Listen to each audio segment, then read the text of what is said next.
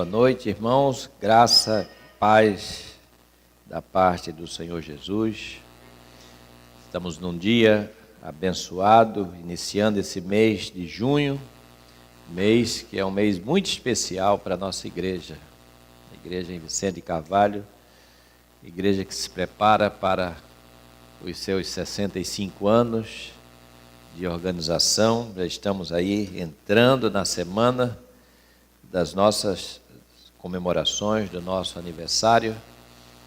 Nós possamos estar orando por isso, orando para que Deus esteja abençoando todas as atividades, todo o trabalho que vai ser feito aqui no próximo final de semana, com a presença de cada um de nós, com a presença de todos aqueles também que nós estamos convidando para estar aqui conosco.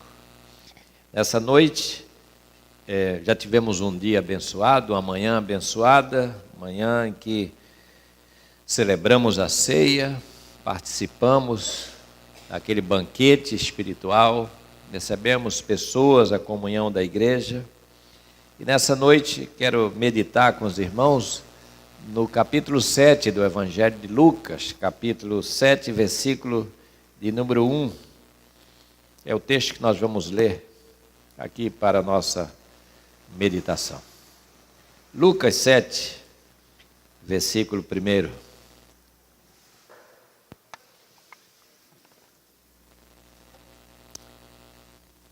Que nos diz assim: tendo Jesus concluído todas as suas palavras dirigidas ao povo, entrou em Cafarnaum. E o servo de um centurião, a quem este muito estimava, estava doente, quase à morte. Tendo ouvido falar a respeito de Jesus, enviou-lhe alguns anciãos dos judeus, pedindo-lhe que viesse curar o seu servo. Estes, chegando-se a Jesus, com instância lhe suplicaram, dizendo: ele é digno de que lhe faças isto, porque é amigo do nosso povo, e ele mesmo nos edificou a sinagoga. Jesus foi com eles, e já perto da casa o centurião enviou-lhe amigos para lhe dizer: Senhor, não te incomodes, porque não sou digno de que entres em minha casa. Por isso eu mesmo não me julguei digno de ter contigo. Porém manda com uma palavra, e o meu rapaz será curado. Porque também eu sou homem sujeito à autoridade, e tenho soldados às minhas ordens. E digo a este: vai, e ele vai. E a outro: vem, e ele vem. E ao meu servo: faze isto, e ele o faz. Ouvidas estas palavras, admirou-se Jesus dele, e voltando-se para o povo que o acompanhava, disse: afirmo-vos que nem mesmo em Israel achei fé como esta. E voltando para casa, os que foram enviados encontraram curado o servo.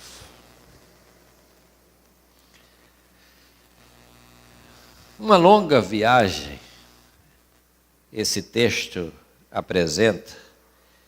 Jesus e seus discípulos viajando, caminhando. O Evangelho de Lucas pode-se dizer que é o Evangelho da viagem de Jesus. É o Evangelho que apresenta Jesus em trânsito. Ele começa essa viagem desde o início do Evangelho e viaja até chegar em Jerusalém, quando vão se dar todos aqueles eventos que nós celebramos hoje pela manhã, da sua morte, da crucificação, de todos aquela semana decisiva em Jerusalém. O Evangelho de Lucas é o Evangelho que Jesus está em trânsito, Jesus está sempre viajando, e com isso vem o cansaço, com isso vem a fome, com isso vem aquelas coisas, aqueles sentimentos e aquelas sensações que são próprias do ser humano.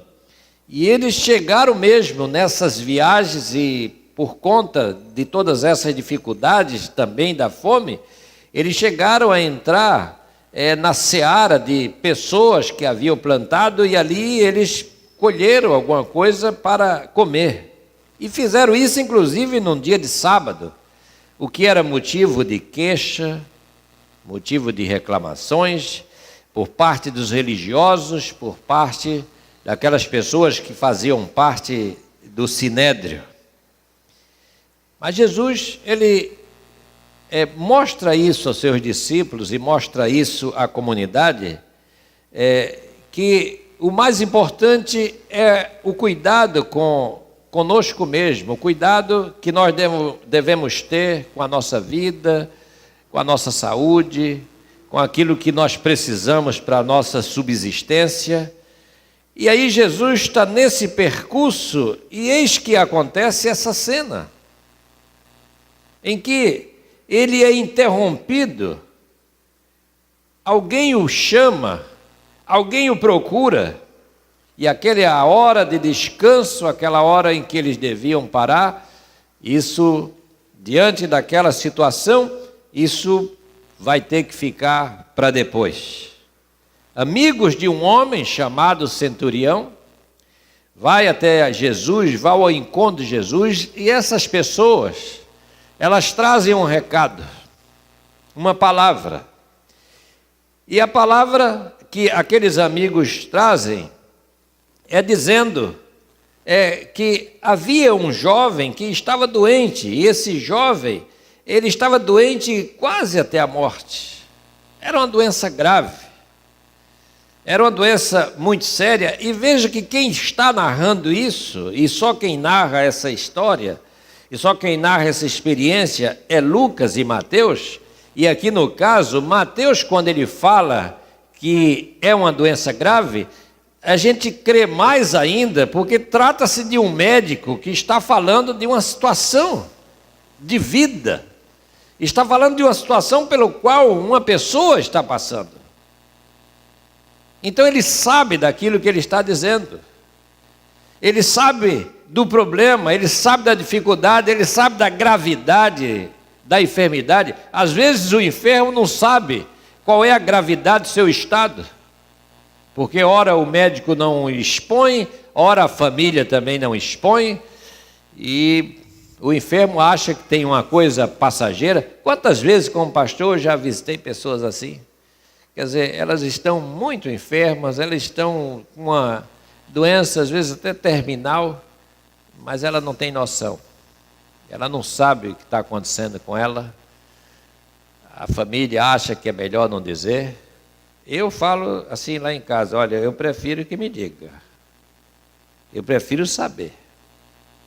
Eu prefiro ter plena consciência daquilo que está acontecendo. Nada dizer assim, não, é melhor que ele não saiba e tal. Lucas diz, como médico, aquele moço, ele estava doente, e era uma doença que levava à morte. Não era uma constipação, não era uma gripe, não era um mal-estar, mas era algo muito grave, algo muito sério. E veja que esse moço, ele serve a um homem que é chamado aqui de um centurião. Na versão de Mateus, que apresenta esse relato no capítulo 8, é o próprio centurião que se dirige a Jesus. É ele próprio que vai falar com Jesus. Aqui é diferente. Aqui são as pessoas que vão falar em nome desse homem.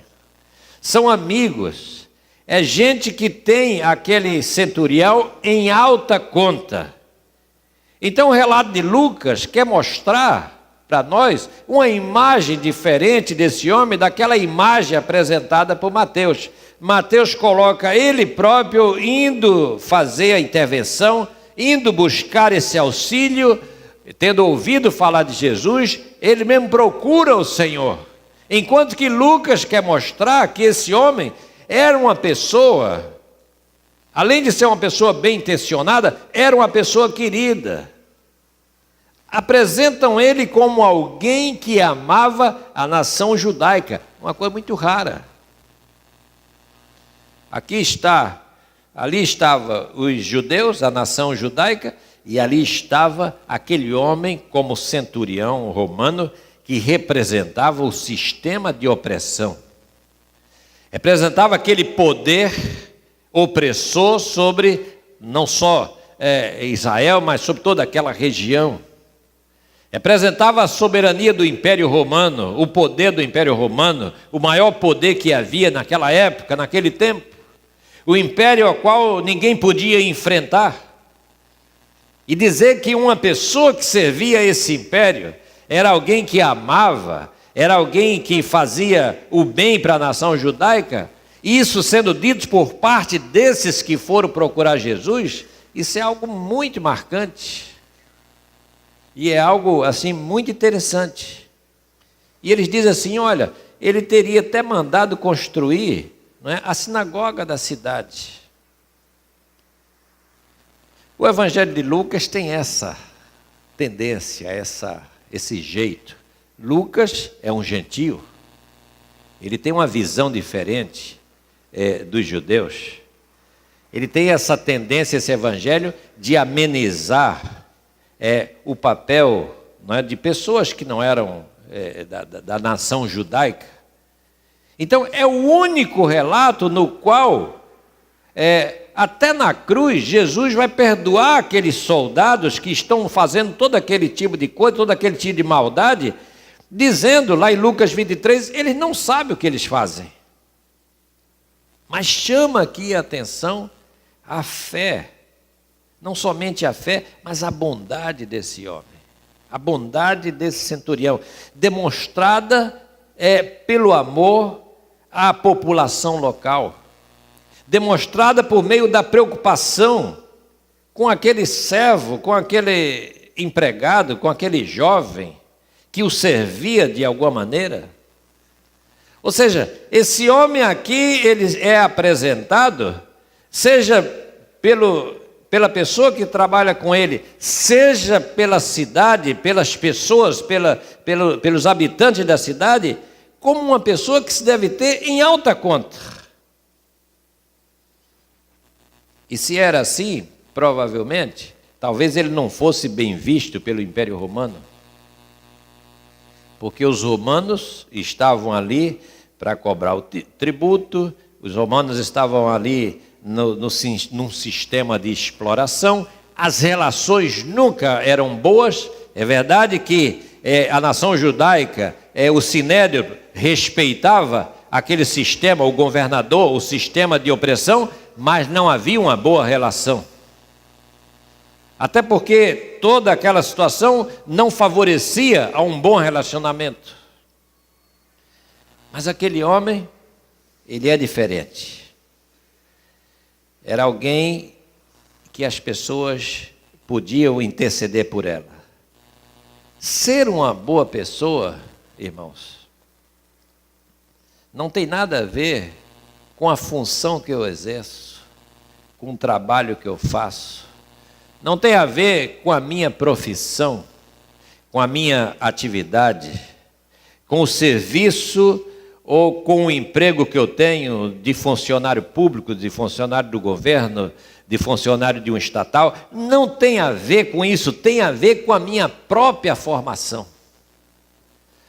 Ser uma boa pessoa tem a ver com a índole da pessoa.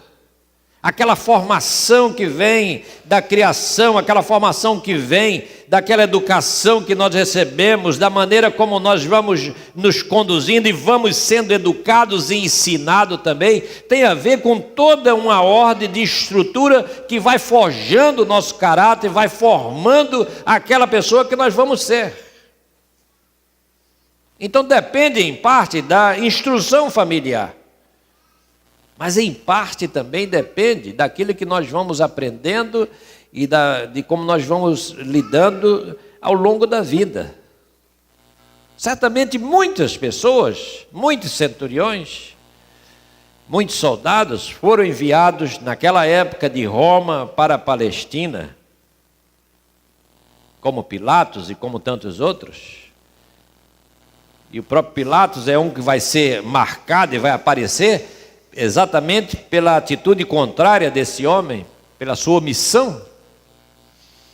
pela sua indecisão, pela sua incapacidade de decidir pelo que é certo. Então isso não depende de onde nós trabalhamos, não depende do serviço que nós fazemos. A gente marca a nossa presença na vida por meio dos nossos atos,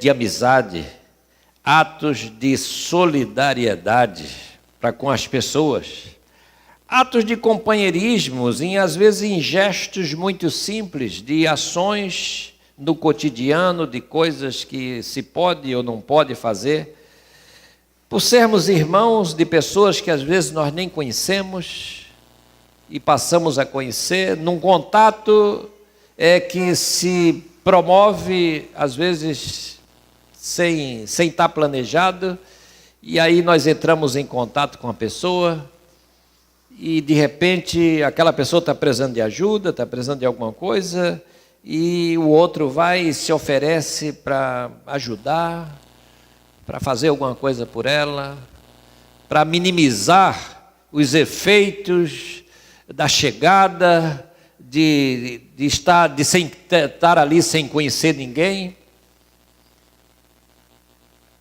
Ser uma boa pessoa se caracteriza por essas ações, por esses atos, por essas atitudes, pela maneira como nós lidamos com o outro no dia a dia. E foi dessa maneira que esse centurião ele foi construindo a sua relação, apesar de estar servindo a Roma, mas ele pessoalmente, como cidadão, como pessoa, ele procurou ter um bom relacionamento com aquelas pessoas com as quais ele estava convivendo, que ele foi colocado ali para conviver com elas. Ou seja, ele demonstrou que ele tinha uma atitude diferente. Ele demonstrou que, apesar de estar servindo ao império, mas ele, na sua índole, pessoalmente, ele era alguém com quem as pessoas podiam contar. Era alguém que se podia confiar. E agora, na hora da aflição, na hora da dificuldade, na hora do problema, eis que amigos formados nesse contexto, é que vão até Jesus. E veja a palavra que eles dão no versículo 4, olha, Senhor, Ele é digno de que tu faças isso. Ele é digno de ser atendido, porque Ele é uma boa pessoa. Ele é amigo do nosso povo. Ele edificou uma sinagoga para nós. Essa é a palavra que Jesus ouve acerca daquele homem. E diante dessa palavra, Jesus então foi com eles. O fato desse homem ser alguém pelo quem os judeus intercediam, já é uma grande surpresa. Já é uma atitude assim de chamar a atenção. Não há outra experiência, não há outro caso assim dessa maneira. Mas a surpresa maior ainda estava por vir. É que quando Jesus resolve atender aquele convite, e já perto da casa do centurião, este lhe enviou novamente mensageiros para lhe dizer: Senhor, não te incomodes de chegar até a minha casa. Não precisa ir até lá. Porque eu sei como é essas coisas.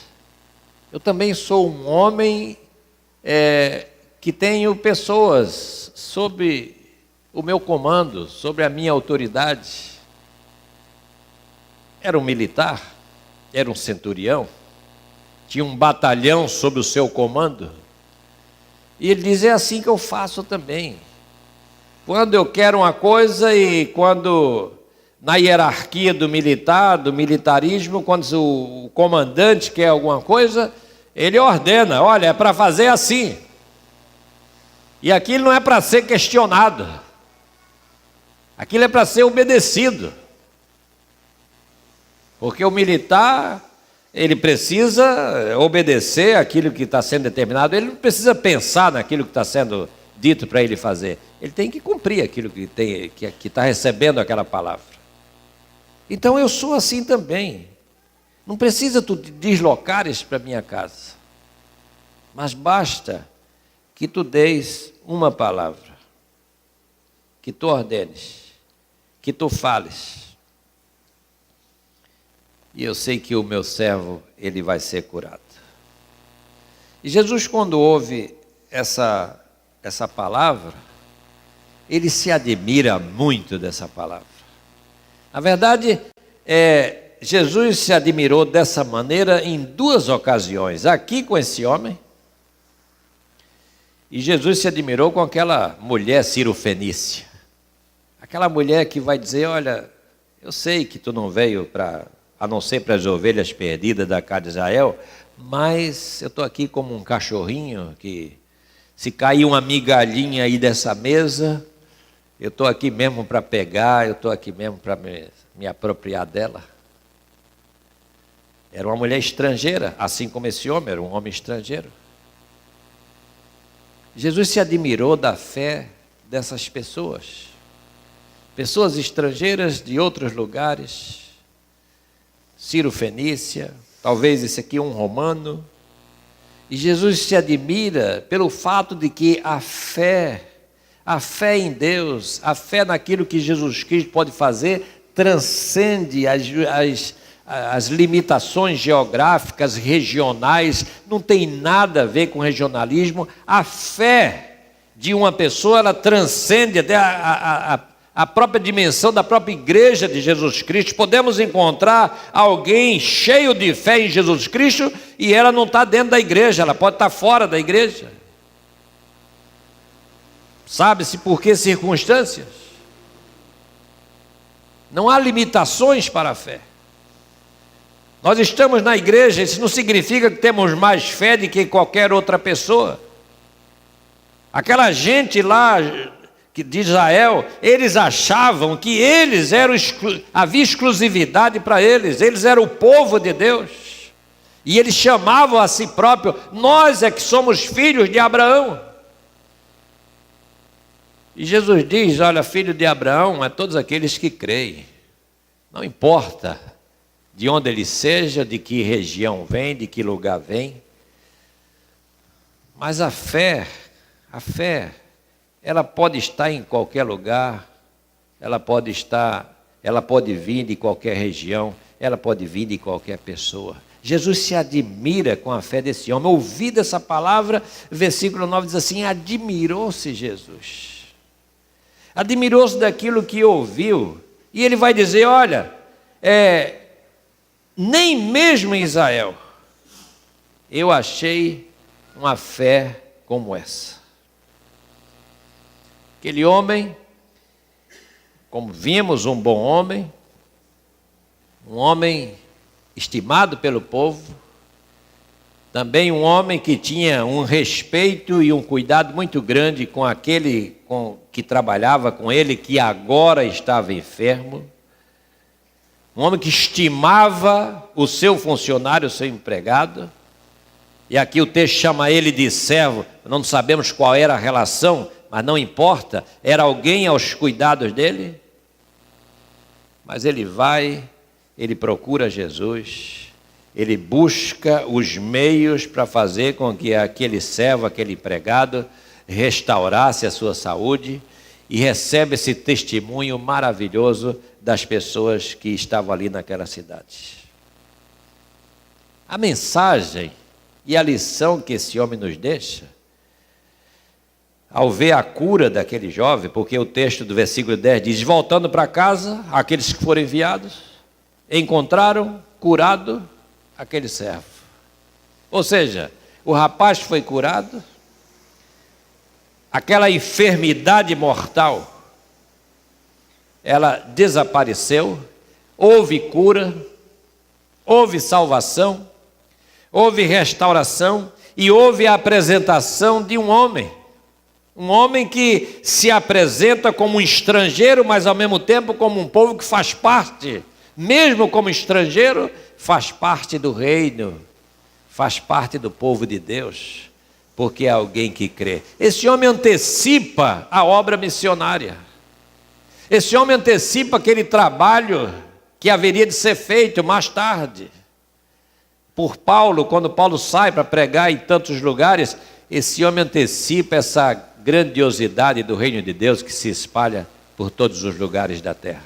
Portanto, a lição e a mensagem que esse homem nos deixa é que nós precisamos ser na nossa vida, no nosso cotidiano, no nosso dia a dia, que nós sejamos capazes de inspirar confiança nas relações que nós temos com as pessoas, na amizade,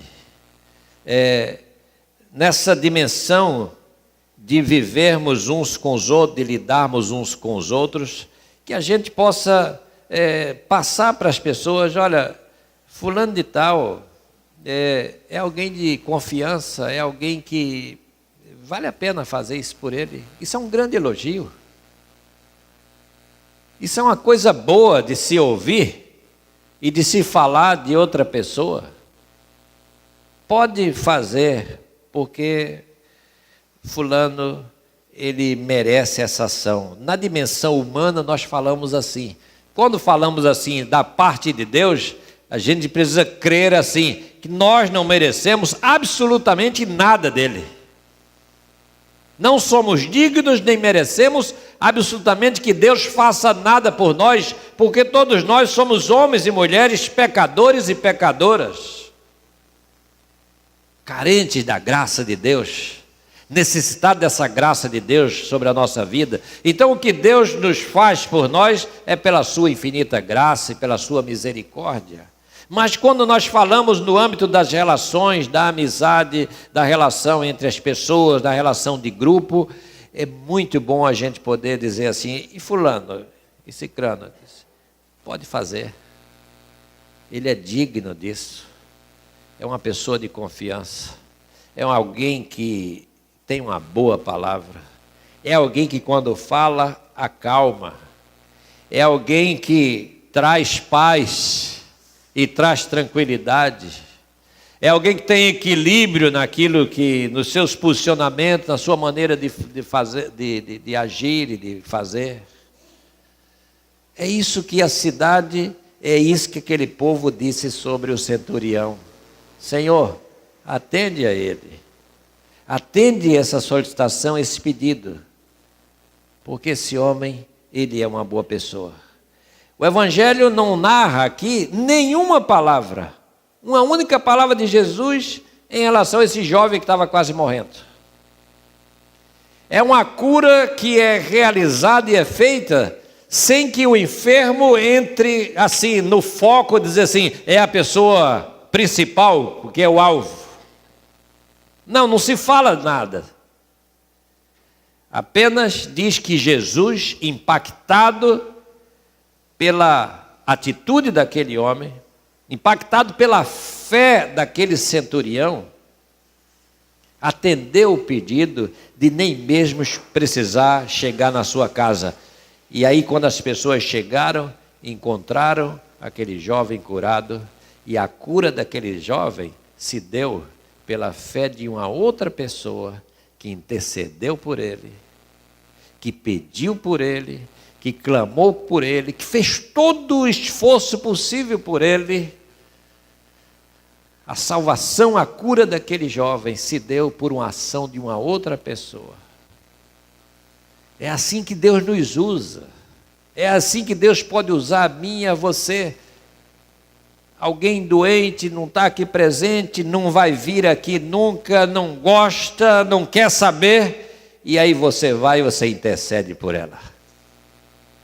Você ora por ela, você clama por ela, você pede a Deus por ela. E ela nem sabe no momento, mas está recebendo a graça de Deus sobre a sua vida por intermédio de uma intercessão. Por intermédio de alguém que levou a sério: eu vou colocar o nome do meu servo, o nome do meu amigo, o nome daquela pessoa que eu tenho tanta tanto afeto, tanto interesse por ela, eu sei que ela não interessa-se por isso, mas eu vou colocar diante de Jesus Cristo. E Jesus Cristo, independente daquela pessoa, mas honrando a fé de quem está pedindo, de quem está clamando, Jesus vai atender aquele pedido. A fé do centurião foi a mola que impulsionou a ação de Deus, a cura e a libertação na vida daquele jovem. Que Deus nos abençoe, irmãos, e que nessa noite também nós aqui estamos. Se você tem alguém que você quer pedir por ela, quer colocar o nome dela, o nome de um filho, o nome de uma pessoa, o nome de alguém que você ama, e você intimamente você diz assim, isso aí é um caso quase perdido, como era o caso desse jovem, mas coloque esse nome diante de Jesus, e o Senhor vai honrar a tua fé, vai honrar a sinceridade do teu coração. Amém.